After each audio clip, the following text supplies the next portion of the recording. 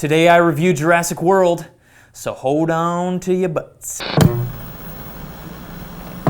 Hi, my name's Matt Hale and welcome to Hale Reviews, where I give you my opinion on movies and stuff. I just got back from watching Jurassic World and can I tell you, it was cool. If it's not apparent enough, my favorite movie is Jurassic Park. Why do you ask? Have you watched it? I understand for some people that they like the indie movies, they like their French movies, they like their Fast and Furious. My favorite movie is Jurassic Park. So you just learned some knowledge about Matt Hale, trademarked by me. Anyways, but I'm not here to talk about Jurassic Park, I'm here to talk about Jurassic World, and I just got back from seeing it, so I am coming in with a complete, utter this. Truthfully, honestly, it blew my mind. Jurassic World took a massive risk, it landed. It was awesome. It did exactly what I think they were hoping to do. When I saw the trailers, it didn't give me a lot of excitement. I think I was a little bit bummed out, and I felt like it gave away a lot, but really, the trailer gives away nothing. Every one-line gimmick, over-the-top, exaggerated line in the trailer, when you hear it in the movie, it makes total sense. It is not over-the-top,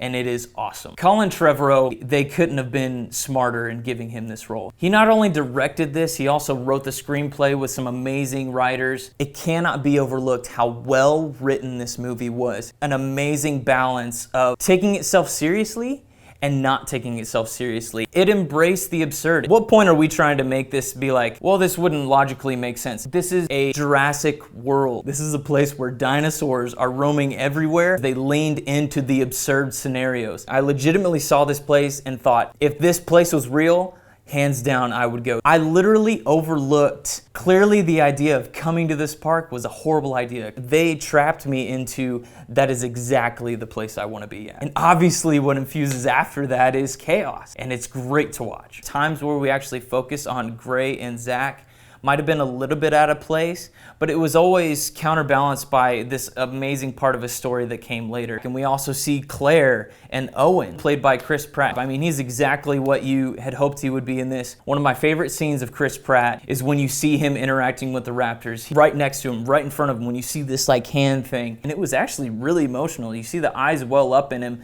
and I don't know how intentional it was, but it was incredibly gripping. Bryce Dallas Howard playing Clare. You see these emotions come out that just seem like it's just so easy for her. Actually, I'm sure it's easy for all these guys. They're all making a lot of money. Good for them. I'll be sitting in here in my garage making YouTube videos. This movie is very big. It is very big. You're seeing the whole thing and it is vast. You see moments of Jurassic Park. They give little quirks back to this is why we don't do this anymore because this is what happened then. They gave tribute to the past while not staying in it too long. The Indominus Rex. The longer you wait to show the scariest part of the movie, I think the better. And it created this terror. And we don't see as much of the T-Rex. So sorry everybody, you T-Rex lovers, maybe this one isn't for you, but I will say he does show up in a big way. Spoiler! All these main characters are given their moments of becoming the hero essentially. Out of all these heroes though, you know what the real hero of this movie is?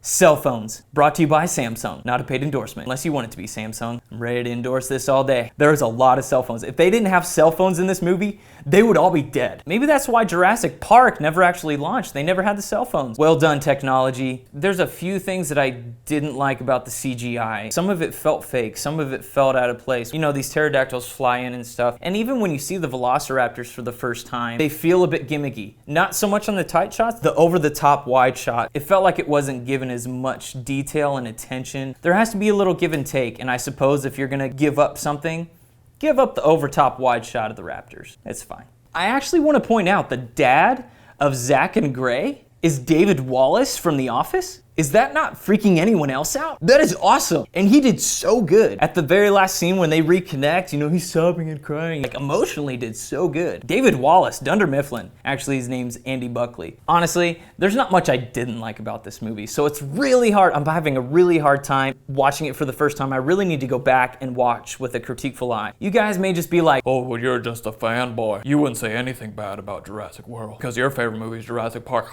And if you're asking that question, you would be right. I am a fanboy, and you know why? Jurassic Park is an amazing cinematic masterpiece that we should all watch, we should all enjoy for the eternity of time, because that movie is timeless, perfect, and I love it so much. But you're probably right, I should be a little more critical. I'll be more critical the next time I watch it. Anyways, thanks so much for watching. If you liked this content, be sure to subscribe to my channel. If you like this video, be sure to leave a thumbs up down below and leave a comment down below to let me know what you thought of Jurassic World and what type of dinosaur would you want to be. Anyways, thanks so much for watching, and I will see you on the next review.